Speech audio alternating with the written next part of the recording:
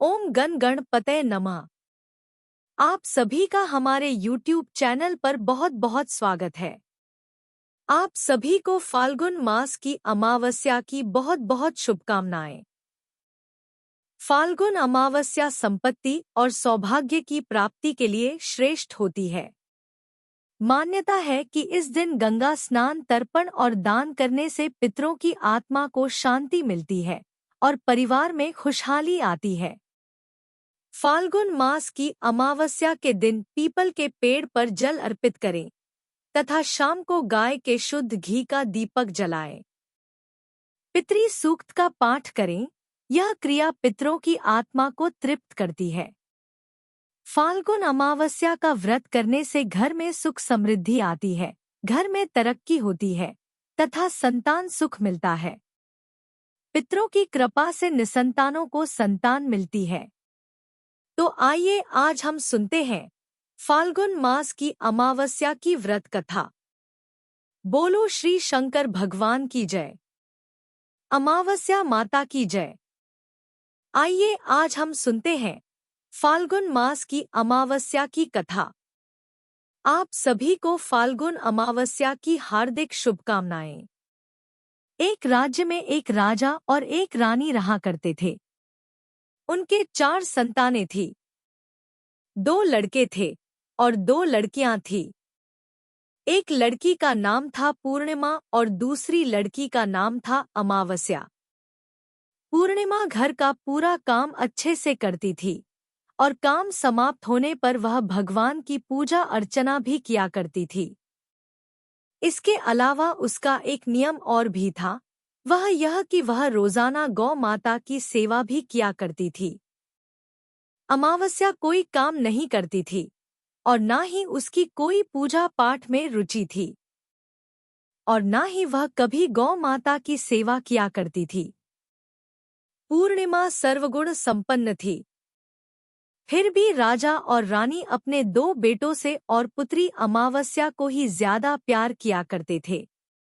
वह पूर्णिमा को ज्यादा नहीं चाहते थे, उसके साथ भेदभाव किया करते थे। समय के साथ राजा की 4 संतानें बड़ी हो रही थी। जब वे बड़े हो गए तो राजा ने अपने दोनों पुत्रों का विवाह योग्य कन्याओं के साथ करवा दिया। इसके बाद रानी ने राजा से कहा कि हे राजन, अब दोनों पुत्रियों का विवाह भी करवा दो, वे भी विवाह योग्य हो गई है।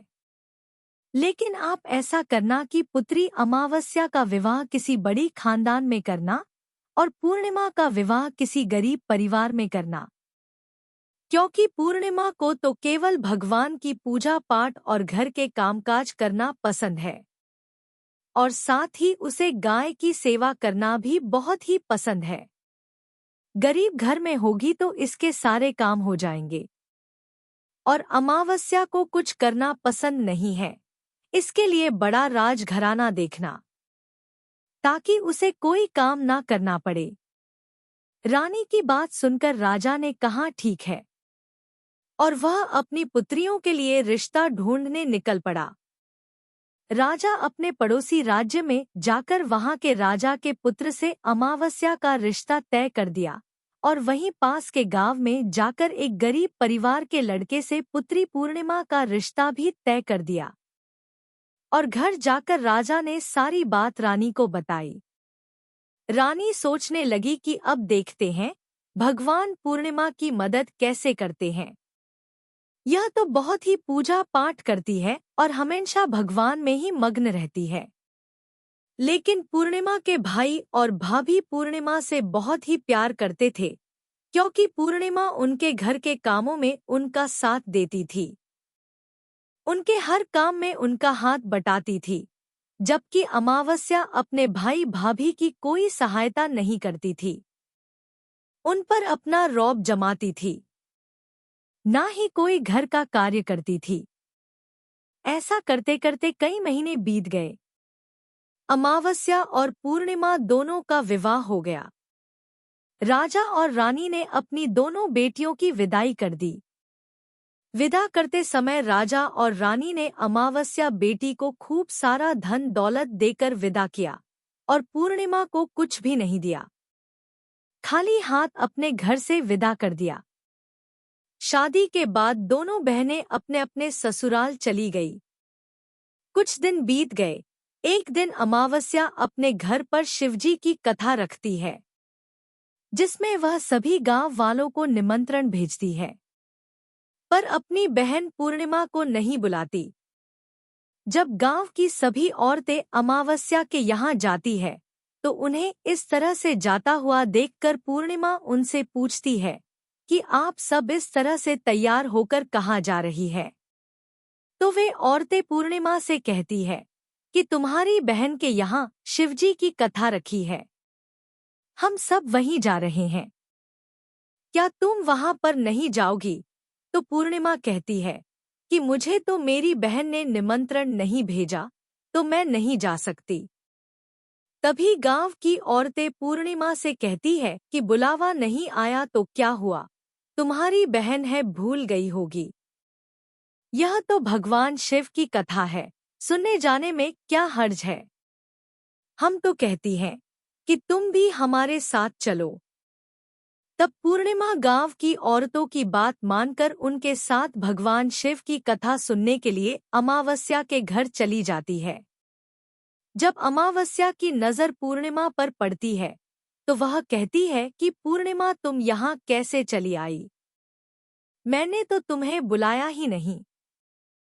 खैर कोई बात नहीं, तुम आ ही गई हो तो चुपचाप बैठी रहना, और मेरे यहाँ रिश्तेदारों को यह भूलकर भी मत बताना कि तुम मेरी बहन हो।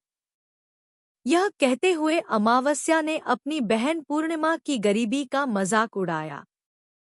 यह सब सुनकर पूर्णिमा की आंखों में आंसू आ गए, और वह रोते रोते मन ही मन भगवान शिव से विनती करते हुए कहती है कि हे भगवान, क्या पूजा पाठ करना गलत है? गौ माता की सेवा करना गलत है? आखिर मेरी क्या गलती थी, जो इस तरह मेरी गरीबी का बार बार मजाक बनाया जा रहा है? आप अपनी कृपा दृष्टि मुझ पर कब बनाएंगे? पूर्णिमा वहां पर बैठी बैठी भगवान से बार बार यही कहती रहती है। इतने में शिव कथा पूरी हो जाती है और अमावस्या भगवान का प्रसाद बांटने लगती है। वह सभी लोगों को प्रसाद दे देती है, लेकिन अपनी बहन पूर्णिमा को प्रसाद नहीं देती। पूर्णिमा बड़े ही दुखी मन से बिना प्रसाद लिए अपने घर लौट जाती है, और पूरे रास्ते वह यही सोचती रहती है कि घर पर अगर बच्चे उससे कथा का प्रसाद मांगेंगे तो मैं उनसे क्या कहूंगी। और यह भी सोच रही थी कि मायके अपने भाई और भौजाई के यहाँ जाऊंगी, तो वहां जाते हुए वहां के बच्चों के लिए भी कुछ लेकर जाना था। ऐसा सोचते हुए वह अपने घर लौटी। घर वापस लौटकर आने के बाद में उसने अपने पति और बच्चों से कहा कि मैं कुछ समय के लिए अपने पीहर जा रही हूँ। तो पति ने कहा कि ठीक है, चली जाओ। थोड़ी देर बाद में पूर्णिमा अपने मायके के लिए रवाना हो गई। चलते चलते रास्ते में एक चबूतरा आया, जिस पर तुलसी का पौधा लगा था। उस चबूतरे पर एक बूढ़ी अम्मा बैठी थी। वह कोई और नहीं, साक्षात तुलसी माता थी। उस बूढ़ी माता ने पूर्णिमा से कहा कि बिटिया, तुम कौन हो और कहाँ जा रही हो? तो पूर्णिमा अपना परिचय देते हुए कहती है कि माँ, मैं अपने मायके जा रही हूँ। तब बूढ़ी माँ ने पूर्णिमा से कहा कि बेटा, यहाँ तुलसी का पौधा सूख रहा है, इसमें थोड़ा सा पानी डाल दो और इस चबूतरे को साफ कर दो, जिससे मुझे थोड़ी ठंडक मिलेगी। पूर्णिमा ने कहा कि ठीक है माँ, मैं तुलसी के पौधे में पानी डाल देती हूँ और यहाँ की साफ सफाई भी कर देती हूँ। पूर्णिमा ने चबूतरे की साफ सफाई करने के बाद बूढ़ी अम्मा को भी नहला दिया। बूढ़ी अम्मा की सेवा भी की, उनके पैर दबाए, हाथ पैरों में तेल की मालिश भी कर दी, कंघी की और फिर पूछा कि माँ, मैं आपकी और क्या सेवा करूं? कोई और काम हो तो बता दीजिए, मैं कर दूंगी। बूढ़ी अम्मा कहती है कि बेटा, अब कोई काम नहीं है, अब तुम अपने मायके जाओ। वापस आते समय मुझसे फिर मिलती जाना। पूर्णिमा ने बूढ़ी अम्मा से कहा कि ठीक है मांझी, अब मैं जाती हूँ। लौट के आऊंगी तो तुमसे मिलकर जरूर जाऊंगी। ऐसा कहकर पूर्णिमा वहां से चल पड़ी। कुछ समय आगे चलने के बाद एक शिव मंदिर आया। वहां पर उसे एक बूढ़े बाबा मिले जो मंदिर के बाहर बैठे थे। वह भी कोई और नहीं थे, स्वयं भगवान भोलेनाथ थे। उसने कहा कि बिटिया तुम कौन हो और कहाँ जा रही हो? तो पूर्णिमा ने अपना सारा परिचय बताया कि बूढ़े बाबा आज मैं अपने मायके जा रही हूँ। तो बूढ़े बाबा ने कहा कि बेटा मैं तो बूढ़ा हो चला हूँ और मेरी आंखों की रोशनी भी ढंग से काम नहीं कर रही है। तुम ऐसा करो कि मंदिर की साफ सफाई कर दो और शिवलिंग पर जल चढ़ा दो और भोले शंकर के आगे एक घी का दीपक जला दो। तब पूर्णिमा ने कहा ठीक है बाबा। यह कहकर पूर्णिमा ने पूरे शिव मंदिर की सफाई कर दी और भोले शंकर की विधिवत पूजा करते हुए बूढ़े बाबा से कहा कि बाबा कोई और काम हो तो बताइए। बाबा ने कहा नहीं बेटी, अब तुम अपने मायके जाओ।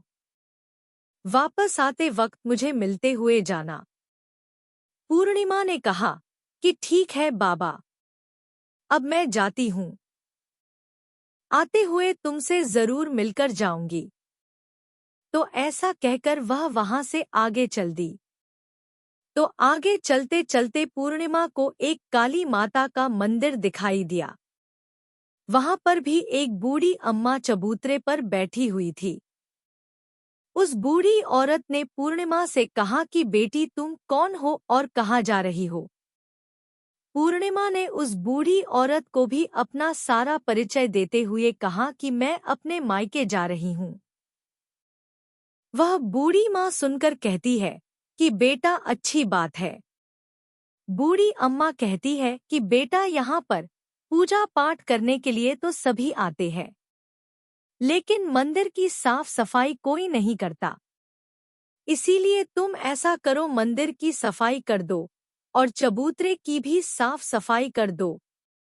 तो पूर्णिमा ने कहा ठीक है माँ जी।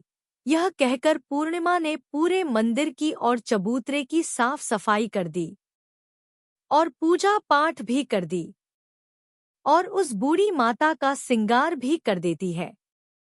बुढ़िया माँ के पैर दबाती है और कहती है कि मांझी सारा काम हो गया। अगर मेरे लायक कोई और काम हो तो मुझे बतलाइए, मैं उसे कर देती हूँ। वह बूढ़ी अम्मा कहती है नहीं बेटा, अब कोई काम नहीं है, अब तो तुम जाओ, लेकिन मायके से आते वक्त मुझसे मिलते हुए जाना। पूर्णिमा कहती है कि ठीक है माँ, मैं आते समय आपसे मिलकर जाऊंगी। आगे चलते चलते एक नदी आती है। वहां पर भी एक बूढ़ी अम्मा बैठी होती है। वह कहती है कि बेटी तुम कौन हो और तुम कहाँ से आई हो और कहाँ जा रही हो? पूर्णिमा उस बूढ़ी औरत को भी अपना पूरा परिचय दे देती है और बताती है कि अम्मा मैं अपने मायके जा रही हूँ। बूढ़ी औरत पूर्णिमा से कहती है कि बेटा यह तो अच्छी बात है। फिर बूढ़ी माँ कहती है कि बेटा यहाँ नदी पर स्नान करने तो सभी आते हैं, लेकिन यहाँ पर कोई साफ सफाई नहीं करता। इसीलिए तुम ऐसा करो कि नदी के किनारे पर साफ सफाई कर दो। पूर्णिमा कहती है कि ठीक है मां जी, और वह वहां की साफ सफाई में लग जाती है और साफ सफाई करके बूढ़ी अम्मा के पैर दबाती है और कहती है कि माँ कोई और काम हो तो बताइए। तब बूढ़ी माँ कहती है कि नहीं बेटा, अब तुम जाओ और जब मायके से लौट कर आओ तो मुझसे मिलते हुए जाना। अब तुम इस नाव में बैठकर नदी के दूसरे किनारे पर पहुंच जाओ। यह कहते हुए वह बूढ़ी माँ एक नाव की तरफ इशारा करती है। पूर्णिमा उस नाव में बैठकर नदी के दूसरी पार चली जाती है। और वहां से वह अपने मायके पहुंच जाती है। पूर्णिमा के मायके पहुंचते ही पूर्णिमा के भैया भाभी उसे देखकर बहुत खुश होते हैं और वह पूर्णिमा की खूब खातिरदारी करते हैं, उससे खूब सारी बातें करते हैं और कहते हैं कि बच्चों को भी साथ लेकर आती तो कितना अच्छा होता। यह सब कुछ देखकर पूर्णिमा बहुत ही खुश होती है और सोचती है कि कोई तो है जो मुझे देखकर इतना खुश होता है। इस तरह पूर्णिमा ने अपने मायके में कुछ दिन बड़ी ही हंसी खुशी के साथ बिताए और फिर अपने भैया भाभी से कहा कि मैं अपने ससुराल वापस जाना चाहती हूँ। तो उसकी भाभी ने उसके लिए एक बहुत ही सुंदर साड़ी दी और बच्चों के लिए थैला भरकर कपड़े, मिठाई और खिलौने दिए। साथ ही रास्ते में खाने पीने के लिए कुछ सामान भी रखा और कहा कि तुम बहुत दिनों बाद आती हो, अब की बार आओ तो बच्चों को साथ लेकर आना और जल्दी आना। यह कहते हुए पूर्णिमा की भाभी ने पूर्णिमा के हाथ में एक थैला दे दिया और बड़ी ही हंसी खुशी से उसे विदा किया। इस तरह पूर्णिमा अपने ससुराल के लिए रवाना हो गई और नदी के किनारे पहुंची और नाव में बैठकर दूसरे किनारे पर उतर गई। वहां उतरने के बाद उसे वहां पर वही बूढ़ी अम्मा मिली जो साक्षात गंगा मैया थी। उस बूढ़ी अम्मा ने पूर्णिमा को एक थैला दिया और कहा कि तुम इसे अपने घर जाकर ही खोलना। अब पूर्णिमा के पास दो थैले हो गए थे। एक थैला तो उसकी भाभी ने दिया था और दूसरा गंगा मैया ने दिया था। उन दोनों थैलों को लेकर आगे चल दी। चलते चलते फिर वही काली माता का मंदिर आया। वहीं बाहर चबूतरे पर बूढ़ी अम्मा बैठी हुई थी जो साक्षात काली माता थी। बूढ़ी अम्मा के रूप में बैठी हुई थी। माता ने पूर्णिमा को आते हुए देखा तो कहा कि आ गई बेटा। तो पूर्णिमा ने कहा कि हाँ माँ, मैं आ गई। मैंने आपसे कहा था कि मैं आते हुए आपसे मिलकर जरूर जाऊंगी। तो काली माता ने भी उसे एक थैला दिया और कहा कि तुम यह थैला अपने घर ले जाकर ही खोलना। अब तो पूर्णिमा के पास 3 थैले हो गए थे। तीनों थैले लेकर पूर्णिमा वहां से चल पड़ी। चलते चलते शिवजी का मंदिर आया जहां बूढ़े बाबा के रूप में स्वयं शिवजी विराजमान थे। बूढ़े बाबा ने पूर्णिमा को देखकर कहा कि बेटी आ गई। तो पूर्णिमा ने कहा कि हाँ बाबा, मैं आ गई। उस बूढ़े बाबा ने भी पूर्णिमा को एक थैला दिया और कहा कि बेटा, इस थैले को तुम अपने घर ले जाकर ही खोलना। पूर्णिमा ने कहा कि ठीक है बाबा, और यह कहकर पूर्णिमा वहां से चल दी। अब पूर्णिमा के पास 4 थैले हो गए थे। चलते चलते उसे फिर रास्ते में तुलसी माता के चबूतरे पर बूढ़ी अम्मा तुलसी के रूप में मिली और कहा कि पूर्णिमा, तुम आ गई। तो पूर्णिमा कहती है कि हाँ माँ, मैं आ गई।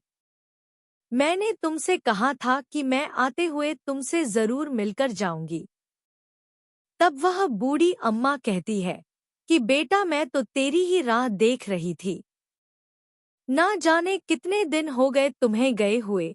तुमने अच्छा किया जो तुम मुझसे मिलने के लिए आ गई। यह कहते हुए बूढ़ी माँ उसे एक थैला देती है और कहती है कि बेटा, यह थैला ले जाओ और इसे अपने घर जाकर ही खोलना। पूर्णिमा ने कहा कि ठीक है माँ जी, आपने जैसा कहा मैं वैसा ही करूंगी। यह कहते हुए पूर्णिमा वह 5वां थैला वहां से लेकर रवाना हो जाती है। अब वह 5 थैले लेकर अपने ससुराल के घर पहुंचती है तो वहां उसे देखकर उसके बच्चे बड़े ही खुश होते हैं और कहते हैं कि माँ, मामा के यहाँ से क्या लेकर आई हो? जल्दी से इसे खोलकर बताओ। लगता है खूब सारा सामान लेकर आई हो इस बार मामा जी के यहाँ से। मामा जी ने क्या भेजा है हमारे लिए, जल्दी से दिखाओ। पूर्णिमा कहती है बेटा, थोड़ा सब्र करो। पूर्णिमा यह कहते हुए अपने सारे थैले नीचे रखती है और उनमें से सबसे पहले अपने मायके का थैला खोलकर देखती है तो उसमें बच्चों के लिए अच्छे अच्छे कपड़े, खाने पीने के सामान और बच्चों के खेलने के लिए खिलौने और कुछ गहने भी रखे हुए थे। उसे देखकर वह मन ही मन बहुत खुश होती है और अपने भैया भाभी को खूब आशीर्वाद देती है।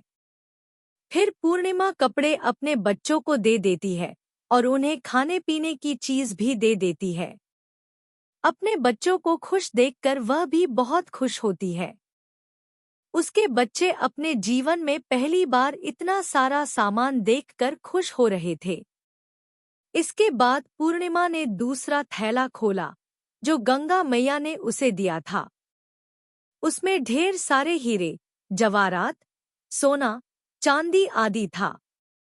उसके बाद में पूर्णिमा ने तीसरा थैला खोला तो उस थैली में काली माता ने जो दिया था उसमें बहुत सारा सोना, चांदी और श्रृंगार का सामान भरा हुआ था।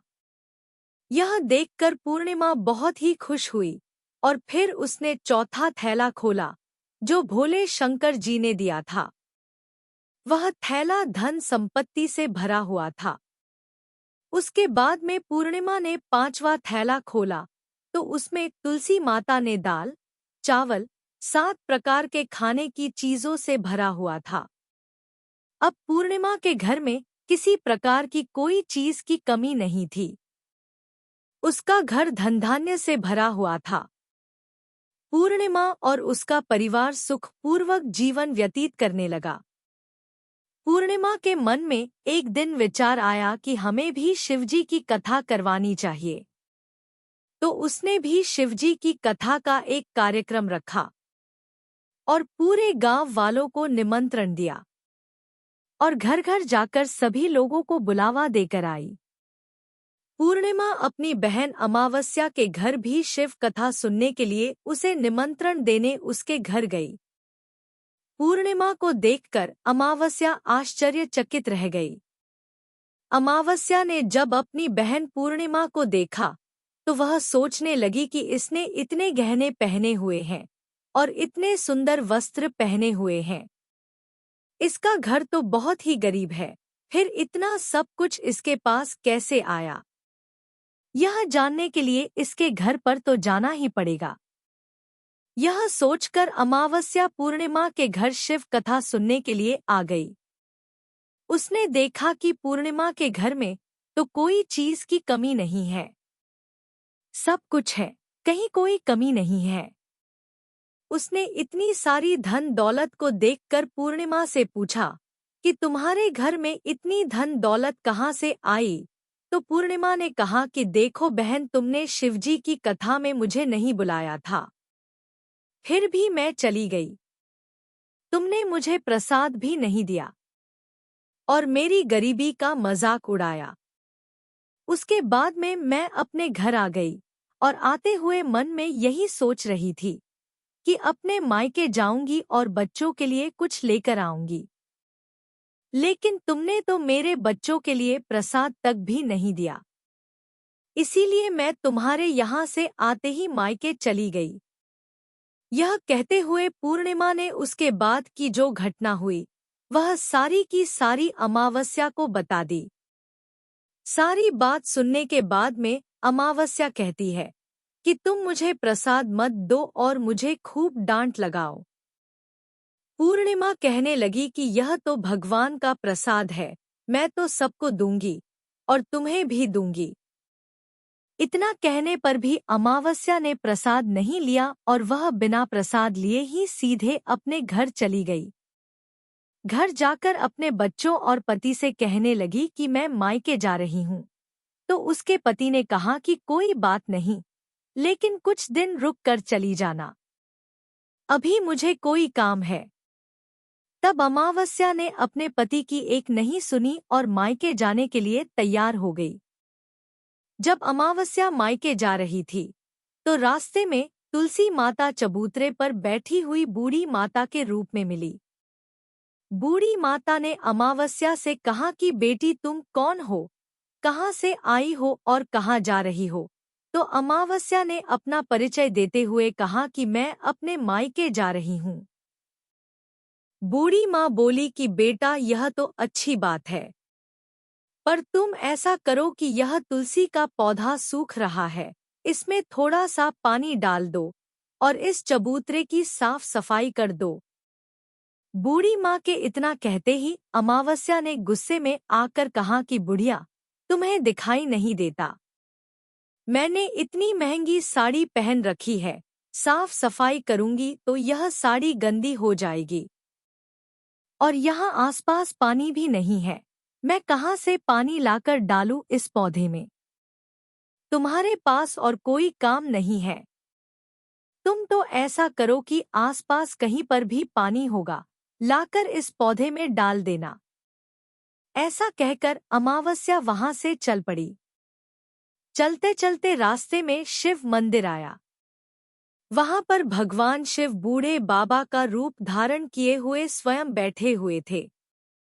उसे देखते ही बाबा ने पूछा कि बेटा तुम कहाँ से आई हो और कहाँ जा रही हो? अमावस्या ने अपना परिचय दिया और कहा कि बाबा मैं अपने मायके जा रही हूँ।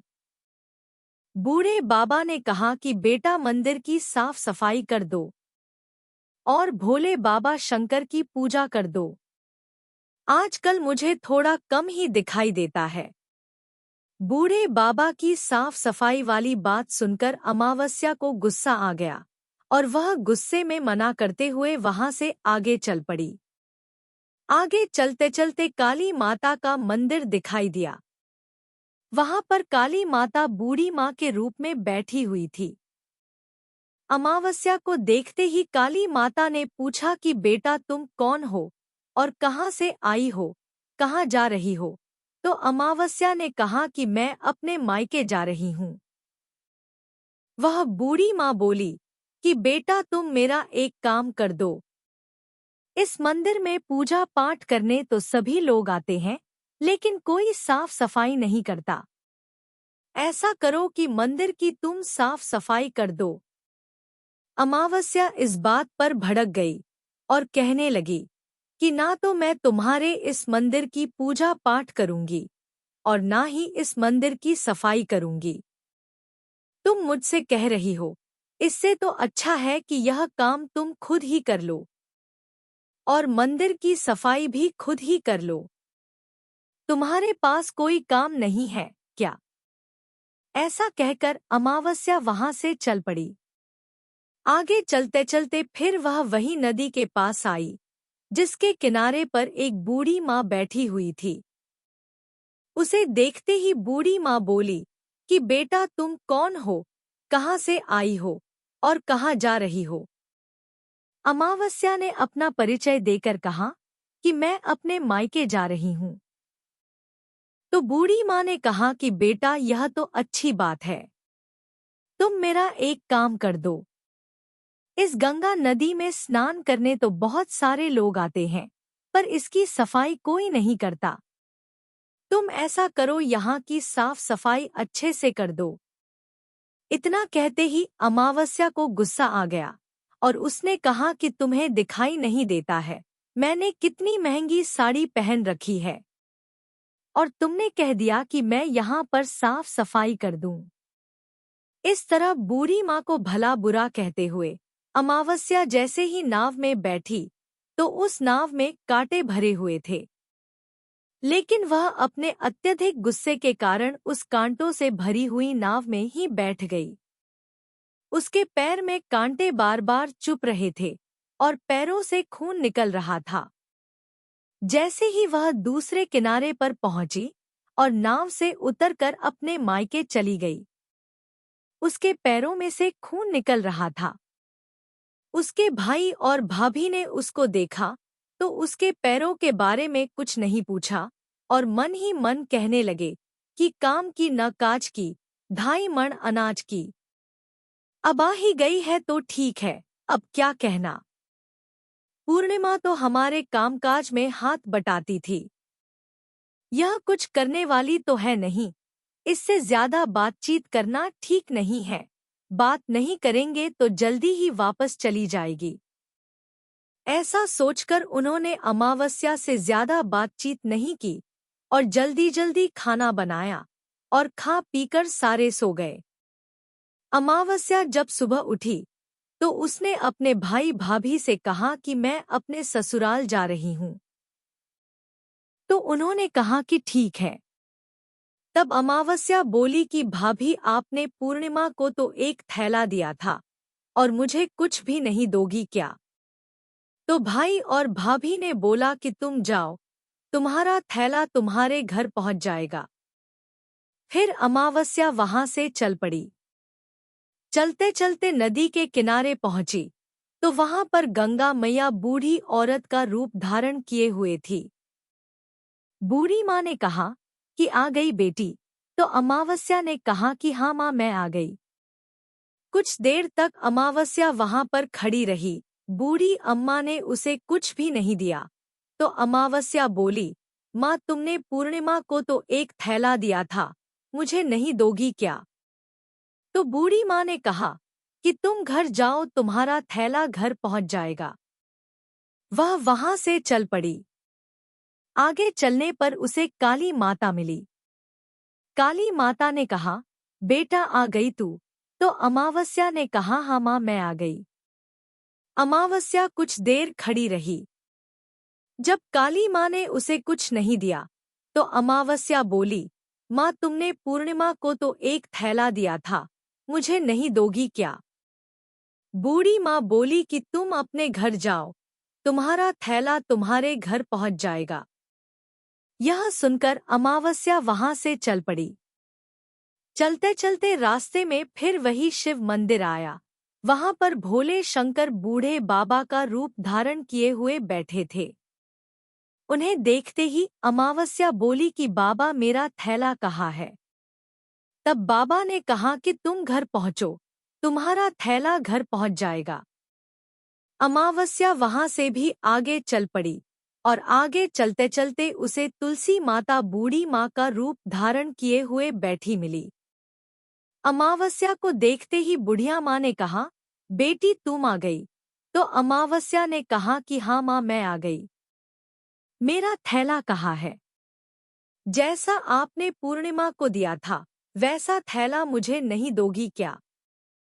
अमावस्या की बातें सुनकर तुलसी माता ने कहा कि तुम अपने घर जाओ, तुम्हारा थैला तुम्हारे घर मिल जाएगा। तो अमावस्या वहां से जल्दी जल्दी अपने घर की ओर चल पड़ी। जैसे ही वह अपने घर पहुंची तो आंगन में देखा कि वहां पर 5 थैले रखे हुए थे। अमावस्या ने मन ही मन सोचा कि अब तो मेरे पास भी खूब सारी धन दौलत हो जाएगी। उसने जल्दी जल्दी सारे थैले खोलकर देखे।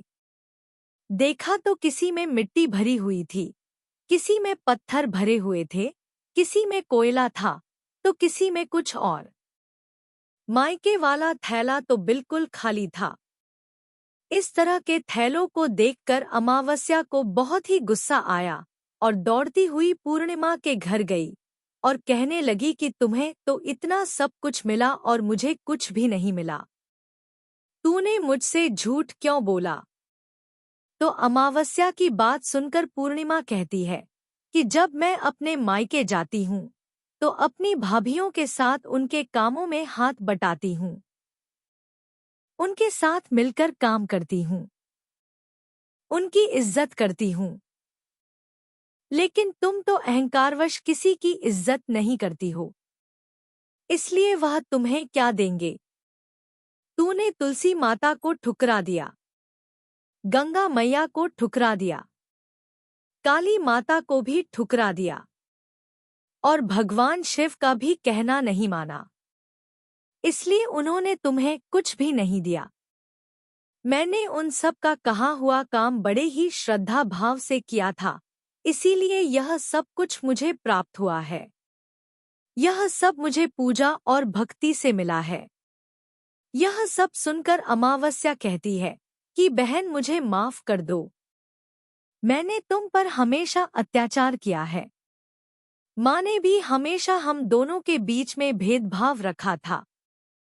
आज मेरी आंखें खुल गई, इसलिए मुझे कुछ नहीं मिला, कोई बात नहीं। पर मैं भी भगवान की भक्ति करना चाहती हूँ और भगवान की भक्ति करके सब कुछ प्राप्त करना चाहती हूँ। तो पूर्णिमा कहने लगी कि तुम 3 सूत्र का ज्ञान ले लो और उसकी कथा करना। पहले सूत्र में दया मांगना, दूसरे सूत्र में कथा मांगना और तीसरे सूत्र में 108 बार ओम नमः शिवाय का जाप करना। बहन, यह सूत्र भगवान ने स्वयं दिए हैं, इसीलिए तुम इनको अपने हृदय में बसा लेना। मैंने भी इन तीनों सूत्रों को अपने जीवन में अपनाए हैं और सच्चे मन से भगवान की भक्ति और पूजा पाठ की। तभी तो मुझे इतने गरीब घर में शादी के बाद भी आज मेरे पास सब कुछ है, और तुम्हारा एक अमीर घर में विवाह करने के बाद भी तुम्हारे पास आज कुछ नहीं है और सब कुछ नष्ट हो गया है। यह तीनों सूत्र अपने मन में रखकर अमावस्या अपने घर चली गई और भगवान की पूजा पाठ करने लगी और भगवान शिव से माफी मांगते हुए कहने लगी कि हे भोले शंकर, मुझे माफ कर दो, जो मैंने अपनी बहन पूर्णिमा पर इतने अत्याचार किए। शिव कथा में वह बिना बुलाए आई, फिर भी मैंने उसका अपमान किया और उसे प्रसाद भी नहीं दिया। मुझे माफ कर दो।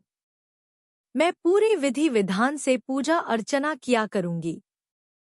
और फिर वह गौ माता की सेवा भी करने लगी और दूसरों की मदद भी करने लगी, जिसकी वजह से उसका घर धन धान्य से परिपूर्ण हो गया।